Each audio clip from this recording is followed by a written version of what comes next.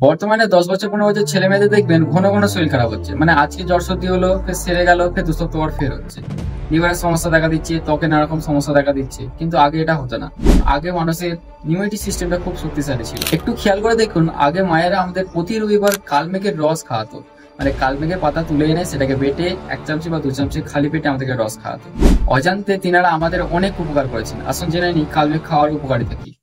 Number ১, কালমেঘের হচ্ছে অ্যান্ড্রোগ্রাফোরাইড নামক এক ধরনের যৌগ, যা ইমিউনিটি সিস্টেমকে শক্তিশালী করে তোলে, যা সাধারণ জ্বর সর্দি কাশি রোগের বিরুদ্ধে প্রতিরোধ ক্ষমতা গড়ে তোলে। নাম্বার ২, লিভারের কার্যকারিতা বেড়ায়, লিভারকে ডিটক্স করতে সাহায্য করে এবং লিভারের মধ্যে যে সমস্যা সাধারণ জন্ডিস, হেপাটাইটিস এইসবের ক্ষেত্রে ভালো উপকার দেয়। নাম্বার ৩ হচ্ছে এটি হজম শক্তি বাড়ায়, কোষ্ঠকাঠিন্যের সমস্যা দূর করে, পেটের সমস্যা দূর করে যেমন গ্যাস, অম্বল ইত্যাদি সেক্ষেত্রে ভালো কার্যকারিতা দেয়।